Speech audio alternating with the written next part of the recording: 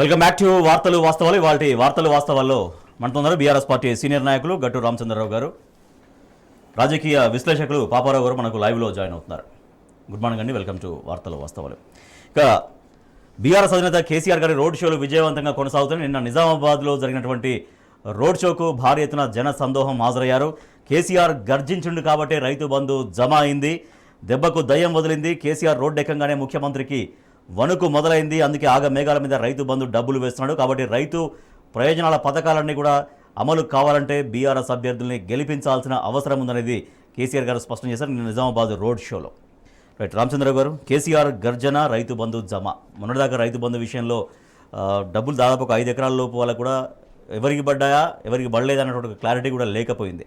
But నిన్న మళ్ళీ కొంత నిధులు రిలీజ్ చేసింది ప్రభుత్వం రైతు బంధుకు సంబంధించి. సో ఇవాళ కేసీఆర్ గారు రోడ్డు ఎక్కిన తర్వాత వారు డిమాండ్ ఎట్లా ఇవాళ సఫలీకృతం అయినట్టుగా ప్రజలు చూస్తూ ఉన్నారు. కేసీఆర్ ఎప్పుడైతే బయటకు వచ్చాడో అప్పుడే ప్రభుత్వ విధానంలో ఒక రకమైన వణుకుతో ప్రారంభమైంది. ఫస్ట్ వరకు ఏంటంటే ఆగమేఘాల మీద అధికారం వచ్చేసింది, రాజ్యాధికారం అంతా మాది, మేము ఏం చేసినా చెల్తుంది అనే మూమెంట్లో పోయి కేవలం ఒక డైవర్షన్ పాలిటిక్స్తో, అంటే ఎదుటి వాళ్ళని తిట్టుకుంటూ కాలం గడిపే పరిస్థితిని చూసుకుంటూ వచ్చారు. ఎప్పుడైతే కేసీఆర్ బయటికి వెళ్ళాలో జనంలో ఒక ధైర్యం వచ్చింది, ప్రజల్లో ఒక ధైర్యం వచ్చింది. తిరిగి ఇవన్నీ భరిస్తున్నప్పుడు మా నాయకుడే ఆయన ఉన్నప్పుడే బాగుండే కదా అనేది ఒక ప్రధానంగా వచ్చేసింది. జనంలో ఇప్పుడు కేసీఆర్ వెళ్తూ ఉంటే ఈరోజు వెళ్ళినా రేపు వెళ్ళినా మధ్యాహ్నం సాయంత్రం ఎక్కడికి వెళ్ళినా తండోపతండాలుగా జెండాలు రావడం అంటే అదొక సమీకరించినట్టు కాదు. జనంలో స్వయంగా స్వచ్ఛందంగా వస్తే తప్ప అంత సాధ్యం కాదు. ఎప్పుడైతే ఆయన బయటకు వచ్చాడో, మీరు ఇప్పుడు కాళేశ్వరం మీద కూడా చూడండి, కాళేశ్వరం మీద అన్ని మొదలుపెట్టారు. ఎప్పుడైతే కేసీఆర్ బయటకు వచ్చాడో కాళేశ్వరం నీళ్లు వదిలేసిన పరిస్థితి కనపడుతుంది. అంటే ఆ రాత్రి దాకా లేని నీళ్లు తెల్లారేసరికి నీళ్లు పుట్టుకొచ్చాయి. అట్లాగే ఇప్పుడు కరెంట్ ఉందనుకోండి, ఎగ్జాంపుల్ పబ్లిక్ మీటింగ్లనే కరెంటు పోతూ ఉంది. అంటే ఇప్పుడు ఏదో ఊళ్ళలో చిన్న సామెత ఉంటుంది, పట్టు చీర బదిలిస్తే పేట చెక్క పట్టుకొని పోవాలంటే. కాబట్టి ఇప్పుడు కరెంటు పోతాను, ఏం చేయాలి కాబట్టి కరెంటు పోకుండా పోగానే బహిరంగ సభలో పోయింది అనుకోకుండా కాపలా, అంటే అధికారులంతా తిరిగి కరెంటు పోకుండా కాపలా, కరెంట్ ఎక్కడ బహిరంగ సభ ఉంది, ఇవన్నీ అవి చేసే కనుక అంటే ఆ క్షణానికి ఒక కట్టె అడ్డం వేసుకొని కాలు పెట్టి దూకే పరిస్థితి కూడా చేస్తూ ఉన్నారు. కానీ ఈరోజు కూడా ఏంటి, రైతు బంధు విషయంలో మొదటి నుంచి కూడా ఓ పెద్ద ప్రచారం, ఎన్నికలకు ముందు కూడా, అసెంబ్లీ ఎన్నికలకు ముందు కూడా ఒక ప్రచారం ఏం చేశారంటే కోటీశ్వర్లకు ఇస్తున్నారు, వాళ్ళకి ఇస్తున్నారు, వీళ్ళకి ఇస్తున్నారు, ఇది కరెక్టా అని చెప్పి క్వశ్చన్ మార్కులు, 5 ఎకరాలు దాటిన వాళ్ళకి ఇవ్వచ్చా ఇవ్వకూడదా, ఇలాంటి సోషల్ మీడియా ప్రచారాలు కూడా మొదలుపెట్టారు. ఎప్పుడైతే కేసీఆర్ గారు బయటకు వచ్చేసి రైతు బంధు, రైతు బీమా, వాళ్ళు ఇచ్చిన హామీలన్నీ 2,500 రూపాయలు మహిళల విషయంలో కానీ, బోనస్ 500 రూపాయల విషయంలో కానీ, ధాన్యం కొనుగోలు విషయం కానీ, ఏదైతే స్పష్టంగా ఆయన ప్రజల దగ్గర తీసుకుపోయి వాళ్ళ సమస్యను వాళ్ళ ముందు తీసుకుపోయినప్పుడు వాళ్ళ స్పందన పెద్ద ఎత్తున వస్తున్నప్పుడు ఈ రియాక్షన్ చూసిన తర్వాత ఒక భయం పుట్టేసి దీన్ని రైతు బంధు నిన్న, అంతకుముందు ఏం చేశారు, ఫస్ట్ 2 ఎకరాలకు వేశారు, దాని తర్వాత ఏం చేశారు 4 ఎకరాలకు వేశారు. అందులో కూడా ఎంతమందికి వచ్చేది ఎంతమందికి రాదని కూడా ఒక కన్ఫ్యూజన్ ఉంది. దాని తర్వాత ఇప్పుడు వచ్చేసరికి ఏమైపోయింది అంటే నిన్న ఓపెన్ ప్రకటన చేసి 8వ తారీఖు లోపల మేము అందరికీ ఇస్తాం. ఇక్కడే నేను వేసే క్వశ్చన్ ఏంటంటే, అందరికీ అంటే నువ్వు ఆ రోజు చెప్పిన కోటీశ్వర్లు ఎవరైతే ఉన్నారో వాళ్ళకు కూడా నువ్వు ఇప్పుడు రైతు బంధు ఇస్తున్నావా లేదా అన్నది కీలకమైన ప్రశ్న. మరి వాళ్ళకు కూడా రైతు బంధు ఇస్తే మరి అప్పుడు దాకా చెప్పిన దానికి నీకు ఉన్న విలువ ఏంటి? అప్పుడు నువ్వు చెప్పిన దానికి క్రెడిబిలిటీ ఏంటి?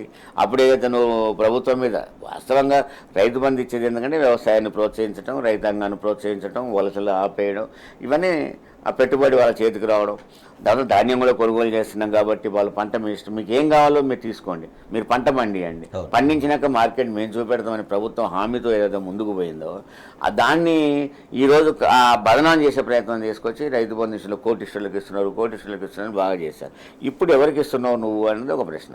బట్ ఏది ఏమైనా ఇక్కడ టీఆర్ఎస్ అంటే బీఆర్ఎస్ పార్టీ స్పష్టమైన ఒక వైఖరితో ఉంది.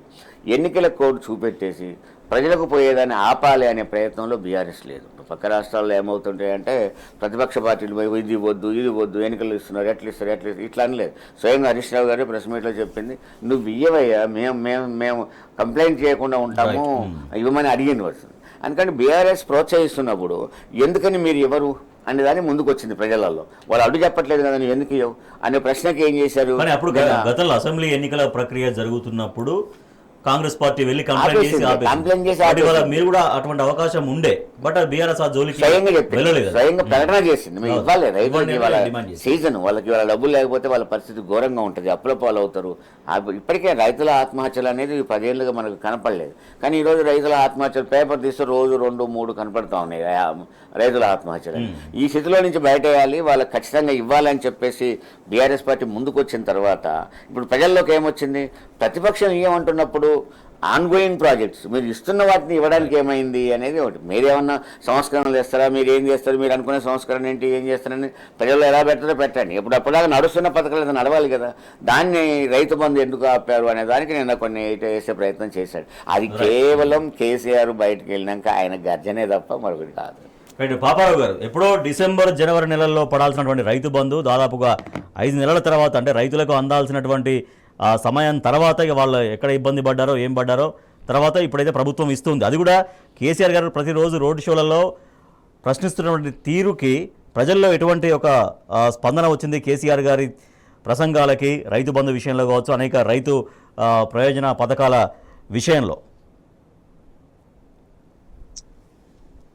అంటే ఇదేదో యాక్సిడెంటల్ గా అనుకోకుండా పరిపాలన అనుభవం లేక జరుగుతున్న తప్పులు కాదు. ఎందుకంటే అన్ని పథకాల విషయంలో స్ట్రీమ్ లైన్ అయి ఉన్న పథకాల విషయంలో కూడా రైతు బంధు అనేది స్ట్రీమ్ లైన్ అయి ఉన్నటువంటి ఒక పథకం. దీని మీద అదనంగా రైతు భరోసా ఇస్తానని చెప్పారు రేవంత్ రెడ్డి గారు. కానీ అది ఇవ్వాలా సరే, స్ట్రీమ్ లైన్ అయ్యి ఇప్పుడు రెడీగా ఉన్నటువంటి ఈ పథకాన్ని రైతు బంధు కింద ఎకరానికి 5,000, అంటే 2 ఎకరాలకి, లేకపోతే సంవత్సరానికి 10,000, 1 ఎకరానికి 6 నెలలకు 5,000 అయిపోయింది.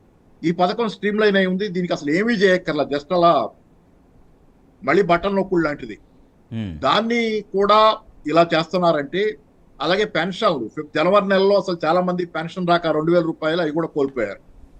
ఓవరాల్ గా ఏంటంటే ఇది కావాలని చేస్తున్నటువంటి ఉద్దేశపూర్వకంగా జరుగుతున్నటువంటి వ్యవహారం. ఎందుకంటే నేను మొదటి నుంచి కూడా ఎన్నికల ముందు నుంచి, అసెంబ్లీ ఎన్నికల ముందు నుంచి కూడా నా వాదన ఒకటి, అసలు ఈ తగాదాలు మొత్తం అది రేవంత్ రెడ్డి గారు కేసీఆర్ గారి మీద ఎక్కుపెట్టిన దాడి కావచ్చు, లేకపోతే బీజేపీ మాట్లాడుతున్న ఉచితాల వ్యతిరేకం కావచ్చు, అన్నిటి సారాంశం ఒకటే.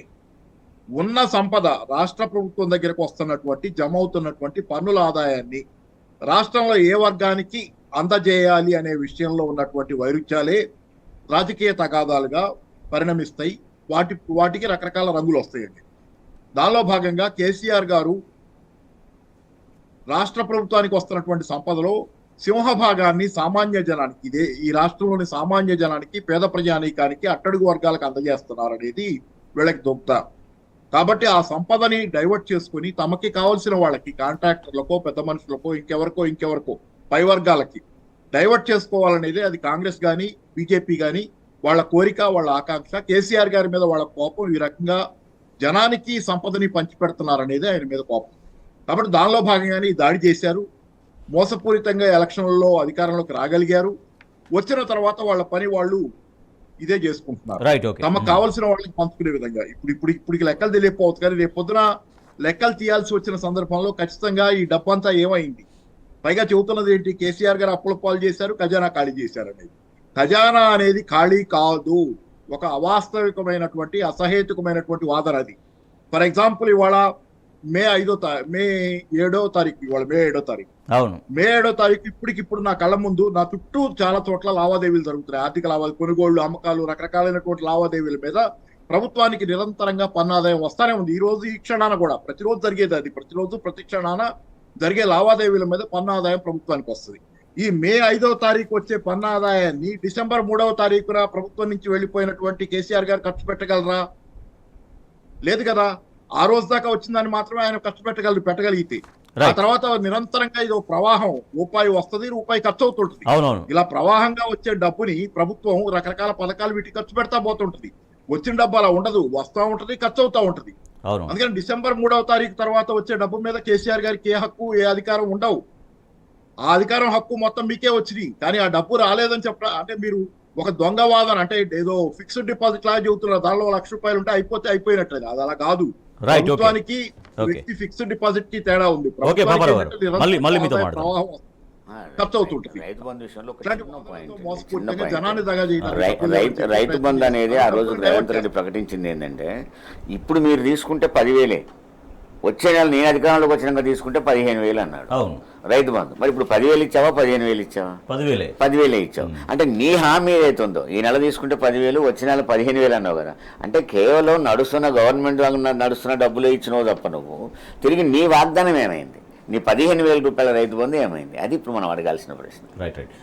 మరో చిన్న బ్రేక్ తీసుకుందాం. బ్రేక్ తర్వాత వార్తలు వాస్తవాలు కంటిన్యూ అవుతుంది. వెల్కమ్ బ్యాక్ టు వార్తలు వాస్తవాలు. జాతీయ వార్తా సంస్థ పీటీఐకి నిన్న కేసీఆర్ గారు ఇంటర్వ్యూ ఇచ్చారు. దాంట్లో కేంద్రంలో ప్రాంతీయ శక్తులదే అధికారం, ఎన్డీఏ ఇండియా కూటములకు పరాభవం తప్పదంటూ మరోసారి స్పష్టం చేశారు కేసీఆర్. రైట్, రామచంద్రరావు గారు, ఎందుకు కేంద్రంలో ప్రాంతీయ శక్తులదే ఎందుకు అధికారం అంటున్నారు? ఎన్డీఏ అండ్ ఇండియా కూటములకు పరాభవం ఎందుకు తప్పదు అంటున్నారు? జనరల్గా ప్రజలలో ప్రాంతీయ ప్రయోజనాల యొక్క ప్రభావం ఎక్కువ. జనంలో ప్రాంతీయ ప్రయోజనాలు ప్రధానంగా చూపెడతాయి. ప్రాంతీయ ప్రయోజనాల వరకు ప్రాతినిధ్యం ఇచ్చే పార్టీలు ప్రాంతీయ పార్టీలు. ఆ ప్రాంతీయ పార్టీల మీద ఒక ప్రభావం ఖచ్చితంగా ఉంటుంది. మీరు దేశంలో చూసుకున్నట్టయితే మనం ఎన్డీఏ ప్లస్ ఇండియా కూటమి అంటున్నాం తప్ప, కూటమి కాకుండా ఒక పార్టీ మొత్తం నేనే ఈ దేశాన్ని పోటీ చేస్తా అనే స్థితిలో ఏ పార్టీ లేదు. ఇప్పుడు బీజేపీ కూడా ఒంటరిగా నేను పోటీ చేస్తానే స్థితిలో లేదు. కాంగ్రెస్ నేను ఒంటరిగా పోటీ చేస్తానే స్థితి లేదు. మళ్ళీ కొన్ని ప్రాంతీయ పార్టీల కూటమి కట్టుకొని కూటములతోనే రావాలి. మరి కూటములు కట్టుకొని వచ్చేటప్పుడు ఏమవుతుంది? ప్రాంతీయ పార్టీలు నీ కూటమిలో నా కూటమిలో పోయే బదులు మరి నేనే ఒక కూటమి పెట్టుకుంటే పోద్ది కదా అనే ఒక ఆలోచన తప్పు కూడా ఏం కాదు. రెండు ప్రధానమైన రాష్ట్రాలు చూడండి మీరు, పెద్ద రాష్ట్రాలు ఏ రాష్ట్రం తీసుకున్నా ఆ రాష్ట్రంలో ప్రాంతీయ పార్టీల ప్రభావం ప్రధానంగా ఉంది. ఇప్పటికి కూడా చూడండి, స్వయంగా ఈ ప్రాంతీయ పార్టీలు కూడా 2-3 రకాలుగా ఉంటాయి. కొన్ని పార్టీలు ఏంటి, ప్రధానంగా వాళ్ళు స్వయంగా వాళ్ళ రెక్కల కష్టంతో పార్టీని నిర్మించుకొని ఆ పార్టీని పెంచి పెద్ద చేసి అధికారంలోకి వచ్చిన పార్టీలు ప్రధానంగా ఉంటాయి. దాని మీద పట్టు ఎక్కువగా ఉంటుంది. ఇప్పుడు మీరు కేజ్రీవాల్ని చూసినా, అట్లాగే మమతా బెనర్జీని చూసినా, లేదా ఇక్కడ ఏపీలో జగన్మోహన్ రెడ్డిని చూసినా, ఇక్కడ కేసీఆర్ గారిని చూసినా, వీళ్ళు స్వయంగా పార్టీ పెట్టుకొని వాళ్ళ రెక్కల కష్టంతో అధికారంలోకి వచ్చిన వాళ్ళు. ఖచ్చితంగా దాని మీద వాళ్ళకు ఆ పట్టు ఉంటుంది. వీళ్ళు ఇప్పుడు ఈ ప్రధానమైన పార్టీలు ఏవైతున్నాయి ఇప్పుడు వరుసగాన్ని ఈ పార్టీలు ఎట్లా ఉన్నాయంటే, ఎన్డీఏలని అట్లాగే ఇండియా కూటమిని 2 పక్కకు పెట్టి నేను అని ఒక ప్రభావం చూపెట్టగల పార్టీలు ఇవి. మరి నేను కష్టపడి నేను సీట్లు తెచ్చుకొని ఆ సీట్లు నీకు ఇచ్చి నువ్వు అధికారంలోకి వస్తే నేను చేయకూడడం ఎందుకు? మేమందరం కలిస్తే మేమే ఎందుకు రాకూడదు అనేది ఒక ప్రధానమైన చర్చ ముందుకు వస్తుంది. రెండోది ఏంటి, నేను నీ కూటమిలో ఉన్నట్టయితే నేను ఇక్కడ 17 సీట్లు 16 సీట్లు 15 సీట్లు ఏదో ఏ ప్రాంతీయ పార్టీకి ఆ ప్రాంతీయ పార్టీ సీట్లు తెచ్చుకొని నా సీట్లు తీసుకొచ్చి నీకు ఇచ్చి నీ ఎమ్మటుండి నీకు చేయగొట్టేది ఏంది అనేది ప్రధానంగా వస్తుంది. కాబట్టి ప్రయోజనాలు, ప్రాంతీయ ప్రయోజనాలు, భిన్న ప్రయోజనాలు ఉంటాయి, ఎవరికి వాళ్ళకు అక్కడ ఉంటాయి. ఆ ప్రయోజనాలు దాని మీద ప్రభావం చూపెడతాయి. ఈ పార్టీ ప్రభుత్వం మీద, కేంద్ర ప్రభుత్వం, రాబోయే కేంద్ర ప్రభుత్వం మీద ప్రభావం చూపెడతాయి. ఈ 10 పార్టీల కూటమి కనుక అయినట్టయితే, ఇప్పుడు ఉదాహరణకు మనం ఉగాది పచ్చడి అని చెప్పుకుంటాం. అది చెప్పుకుంటే శుభమే, కానీ తింటే చేదే ఉంటుంది. అది రకరకాలుగా ఉంటుంది. నేను అనేది ఏంటంటే, ఈ కూటమి అంతా ఒక చోట కలిసిన తర్వాత ఎవరి యొక్క ప్రభావాన్ని ఈ కూటమి మీద చూపెట్టాలని చూపెడతారు వాళ్ళు. అది చివరికి వెళ్తుందా, అది కొసెళ్తాయి ఆ కూటములు అంటే. ఇప్పుడు బీజేపీ కూటమి నడుస్తుంది కదా అని అనొచ్చు, కానీ ఏంటది, స్వయంగా బీజేపీ కూడా పరిపాలించుకోగల శక్తి ఉన్న సీట్లు వాళ్ళకు వచ్చినాయి. కాబట్టి మిగతా పార్టీలు బెదిరించే పరిస్థితి తక్కువ. ఎందుకంటే నువ్వు బయటకు పోతున్నాఅంటే పో, నాకున్నాయి కదా అంటారు. కానీ అది కాకుండా కనుక ప్రాంతీయ పార్టీల మీద ఆధారపడి కనుక ఈ 2 వచ్చినట్టయితే ఖచ్చితంగా కలగపులగం ఉంటుందట, ఇన్నర్ తగాదులు ఉంటాయి. కానీ ఇప్పుడు చూస్తే బీజేపీకి ఆ స్థాయి లేదు. ఒంటరిగా సీట్లు సంపాదించే స్థాయి బీజేపీకి లేదు. కాంగ్రెస్కి జనరల్గానే ఆ ఒంటరిగా పోటీ చేసి ఒంటరిగా చేసే స్థితి లేదు. కాబట్టి బీజేపీకి కూడా స్వయంగా సరిపడ సీట్లు రాకుండా ఉన్నట్టయితే ప్రాంతీయ పార్టీల మీదనే ఆధారపడాలి. కానీ బీజేపీ 400 పైగా స్థానాల్లో గెలుస్తామని చెప్తుంది. బట్ కేసీఆర్ గారు చెప్తున్నారు కేవలం బీజేపీకి 200 సీట్ల లోపే వస్తాయి, 200 దాటుతాయి, 400 వస్తాయి అనేది కేవలం గోబెల్స్ ప్రచారం మాత్రమే బీజేపీ చేస్తుందనేది వారు చెప్తున్నమాట. వాస్తవం అది. ఇప్పుడు నీకు ఒక్కొక్క రాష్ట్రాన్ని విడదీసుకుంటూ చూసినప్పుడు దక్షిణ భారతదేశం ఉంది, ఒక కర్ణాటక తప్ప నీకు ఎక్కడ కనపడుతుంది? తెలంగాణలో కూడా ఒక హైప్ ఇచ్చే ప్రయత్నం చేస్తూ ఉన్నారు. అది బాగా ఉపరితలం మీద రాజకీయాలు చేయడంలో బీజేపీ చాలా ఫాస్ట్గా ఉంటుంది. అంటే సోషల్ మీడియా ద్వారా అసలు ఎందుకు అధికారంలోకి ఇప్పుడు నేను కొన్ని ప్రాంతాలు నేను చేవెళ్ళ పార్లమెంట్ నేను చూస్తాను కొన్ని ప్లేసులలో. అక్కడ చూస్తుంటే ఏముంటుంది, అసలు బీజేపీ వస్తుందట అని అంటుంటారు, కానీ ఊళ్ళల్లో పోయి చూస్తే అది ఎక్కడుందని ఎత్తుక్కోవాల్సి వస్తూ ఉంటుంది. అంటే ఇలాంటి పైన ఉపరితలంలో రాజకీయాలు చేయడంలో బీజేపీ ఫాస్ట్ అట్లా చూపేయడం తప్ప దక్షిణ భారతదేశంలో నీకు ఎక్కడ నువ్వు తమిళనాడులో ఎన్ని గెలుస్తావు, ఏపీలో ఎన్ని గెలుస్తావు, అసలు తెలంగాణలో ఎన్ని గెలుస్తావు, అసలు కర్ణాటక పరిస్థితి ఏంటి, అసలు కేరళలో బీజేపీ పరిస్థితి ఏంటి, ఇవన్నీ ప్రముఖమైన ఇవాళ నీకు ఉత్తరప్రదేశ్ తీసుకున్న, బీహార్ తీసుకున్న ప్రాంతీయ పార్టీల ప్రభావంతో ఉన్నాయి కదా అవి కూడా. అట్లాగే నీకు బెంగాల్ తీసుకున్నా నీ ఎక్కడ అంటే స్వయంగా నీకు 200 సీట్ల కంటే మించి నేను రాగలను అనే ఊపులో చూపెట్టేది కనపడడం లేదు. గతంలో వచ్చినట్టుగా ఇప్పుడు రావడం కష్టమవుతుంది.